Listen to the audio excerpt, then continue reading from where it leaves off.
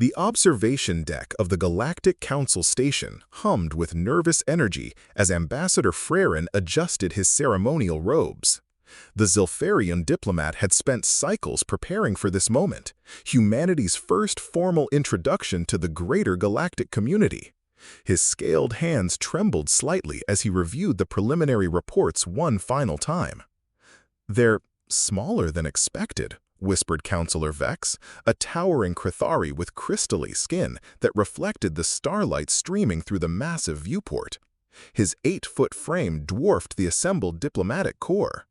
Frairen nodded, watching the human shuttle dock with practiced precision despite its crude appearance compared to sleek council vessels. "Size means nothing, Counselor. The preliminary reports suggest these beings are far more dangerous than their physical stature indicates." The massive airlock doors hissed open with a pneumatic sigh that echoed through the chamber. 3 humans stepped through the threshold, their movements confident and purposeful. Leading them was a woman in a crisp blue military uniform adorned with unfamiliar insignia. Her dark hair was pulled back in a regulation bun, and her posture spoke of years of command experience. But it was her eyes that made Frairen's breath catch. Those peculiar human eyes that seemed to catalog every detail, every potential threat, every possible escape route in a single sweeping glance. Intelligence burned there, along with something else that made the seasoned diplomat's survival instincts prickle with unease. "I am Captain Sarah Rimiki of the United Earth Defense Force," she announced, her voice carrying an authority that seemed to fill the vast chamber. Several council members straightened unconsciously, responding to a command presence that transcended species barriers. "We appreciate this opportunity for dialogue and mutual understanding." Frairen stepped forward, his ceremonial robes rustling as he executed the traditional Zilfarian bow of greeting. "Welcome to Council Station Prima, Captain Rimiki. I am Ambassador Frairen, appointed as humanity's primary diplomatic contact. We have much to discuss about your species' recent activities in the outer systems." The human captain's expression remained perfectly neutral, but Frairen caught the almost imperceptible tightening around her eyes, the slight shift in her stance.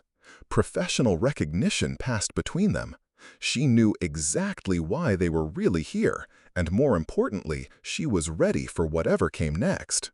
The council chamber's massive holographic projectors hummed to life, casting ethereal blue light across the assembled delegates' faces.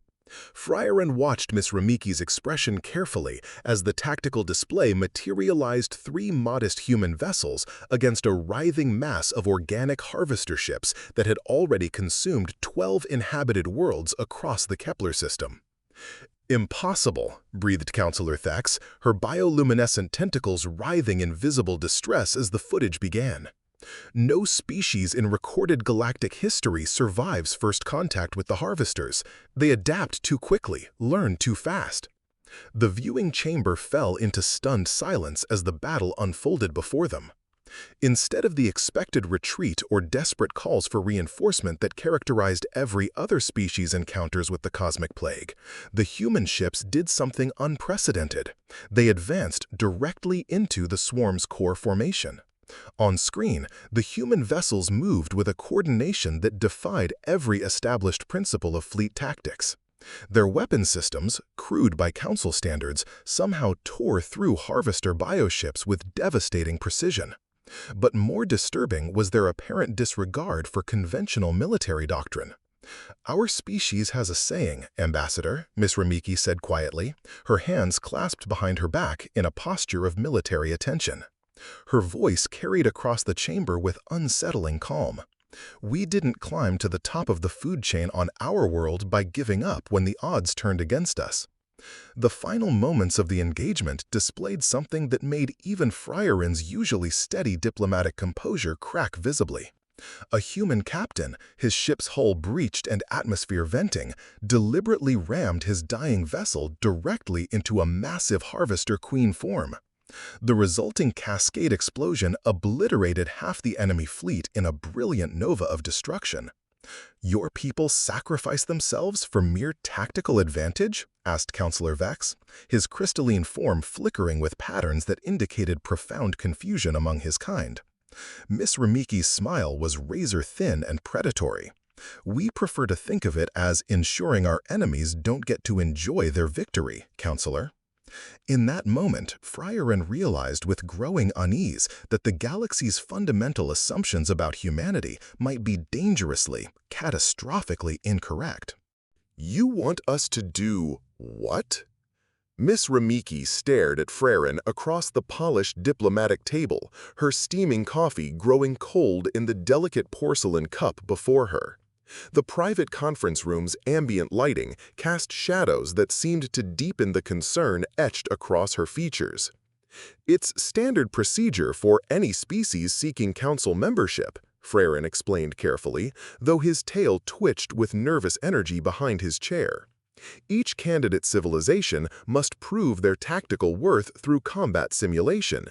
We use historical scenarios that test strategic thinking under pressure." "And you've chosen which particular nightmare for us to face?" Frairen's ears flattened slightly against his skull. "The Battle of Zarian Prime. It's a comprehensive tactical scenario where every known species in our database has failed completely. The mathematics are unforgiving." Miss Rimiki leaned back in her chair, a gesture Frairen had learned through careful observation indicated human amusement rather than relaxation. Her dark eyes sparkled with something that might have been anticipation. "Let me understand this correctly, Ambassador. You want to test humanity's combat effectiveness using a scenario specifically designed to be mathematically unwinnable? The Council requires proof of—" "Ambassador," Miss Rimiki interrupted smoothly, her voice carrying that peculiar human quality that somehow conveyed both respectful acknowledgement and mild threat. "When humans encounter a scenario designed to be unwinnable, we don't waste time trying to win it through conventional means." Frairen's diplomatic training screamed warnings as his ears pressed completely flat against his skull. "Then what exactly do you do?" Her smile transformed into something utterly predatory. "We change the fundamental rules of engagement."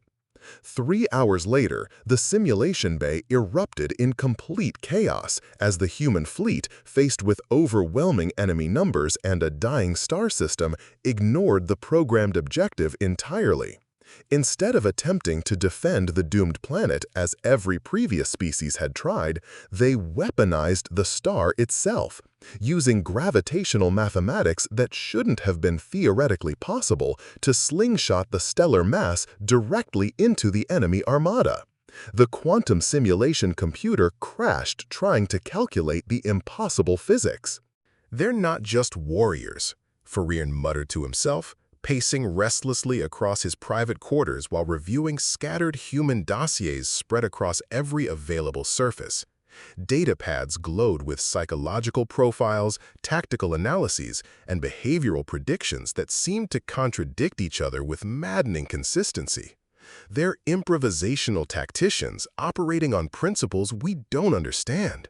The door chimed with its melodic, diplomatic tone, and Miss Rimiki entered at his invitation. She looked distinctly different in civilian clothes, a simple gray sweater and dark trousers that somehow made her appear more genuinely human while paradoxically making her seem no less formidable than in full military regalia. "Rough day at the office, Ambassador?" Her tone carried gentle amusement as she surveyed the chaos of his normally immaculate quarters. Frairen gestured helplessly at the scattered data pads with both hands. "Your species defies every classification system we possess. Every predictive model we have for analyzing behavioral patterns fails catastrophically when applied to human psychology and decision-making processes." Miss Rimiki moved to his personal tea service without invitation, pouring herself a cup of his preferred Zeltharian blend, a gesture that should have been presumptuous but somehow felt perfectly natural. "Maybe that's because you're trying to fit us into categories that simply don't exist in nature, Ambassador." Then explain it to me, Frairen said, settling into his desk chair with visible exhaustion. Help me understand. She settled gracefully into the chair across from his desk, cradling the warm ceramic cup between her palms. Most species we've encountered in your extensive databases seem to have evolved along predictable, specialized paths. Natural selection created dedicated specialists, pure warriors, career diplomats, research scientists, merchant traders. Defined roles with clear boundaries. Yes, that's the foundation of galactic civilization. But humans? Her eyes sparkled with something approaching mischief. We're adaptable generalists who absolutely refuse to stay in our designated lanes. A human scientist will grab the nearest weapon and fight if circumstances demand it. A human warrior will stop mid-battle to provide medical aid to wounded enemies. A human diplomat will resort to explosives if peaceful negotiation fails completely. Frairen's tail twitched nervously. That sounds utterly chaotic. Miss Rimiki's laugh was warm and genuinely affectionate. Ambassador, chaos is our natural evolutionary state. The real miracle isn't that we're unpredictable, it's that we function at all. The quantum simulation computer crashed trying to calculate the impossible physics. The alert klaxon screamed through the station's corridors with ear-splitting intensity as Frairen rushed to the command center, his ceremonial robes billowing behind him. Miss Rimiki was already there, studying the tactical displays with the kind of focused intensity he'd learned to associate with humans solving life-or-death problems. "Harvester Fleet," reported Commander Zelk, his mandibles clicking with barely controlled stress. 300 bioships moving at maximum speed toward the civilian colonies in the Endara system. Our nearest council fleet can't reach them in time. "Estimated casualties?" Miss Rimiki asked, her voice deadly calm despite the chaos surrounding them. "Total planetary sterilization. The colonies have no meaningful defenses and can't be evacuated." Frairen watched the human captain's face go through a series of micro-expressions too rapid for him to catalog properly. When she spoke again, her voice carried an ominous quality that made his survival instincts scream warnings. "How many human ships do we have in the operational area?" 17 combat vessels, but Captain, the mathematical odds are— "The odds don't concern me, Commander." Her interruption was sharp as a blade. "The people do." She turned to Frairen, and he saw something burning in her eyes that made his blood run cold. Not madness, not recklessness, but a calculated fury that promised extraordinary violence to anyone who dared threaten innocence under her protection. "I need a priority communication channel to Earth Command immediately." "Miss Rimiki, surely you can't be seriously considering—" Her eyes met his directly, and Frairen saw the truth there. This human was about to do something that would either save millions of lives or damn them all. The intensity of her gaze conveyed absolute determination mixed with protective rage. "Ambassador, you wanted to understand humanity's true nature? Watch carefully what we do when someone threatens our neighbors." The Battle of Endara was later studied in military academies across the galaxy, not for its massive scale, but for its sheer audacity that defied every principle of conventional warfare. 17 human ships against 300 harvester bioforms should have been a brutal massacre lasting mere minutes. The Council observers watched in horrified fascination as the human fleet completely ignored standard tactical doctrine.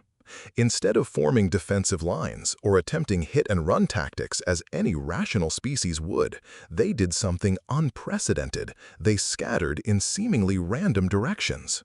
"What are they doing?" whispered Counselor Thex, her bioluminescent tentacles pulsing with anxiety. Miss Rimiki's voice crackled over the communication system from her flagship, cutting through the static of battle. "Something the harvesters won't expect, Counselor. We're making this intensely personal." Each human vessel began targeting individual harvester ships with surgical precision strikes, not attempting to destroy them outright through brute force, but systematically crippling their bioneural network connections with pinpoint accuracy. Within minutes, the harvester formation began collapsing as their hive-mind coordination failed catastrophically. But the real genius became apparent when the damaged harvester ships, their compromised neural systems malfunctioning, began interpreting nearby friendly vessels as hostile threats and turning their weapons on each other in mechanical fury. "Impossible," breathed Commander Zelk, his mandibles clicking in disbelief. "They've somehow weaponized the Harvester collective consciousness against itself." Frairen watched as Miss Rimiki's ship danced between massive capital-class bioforms, her crew somehow managing to stay precisely one step ahead of weapons that should have vaporized them instantly.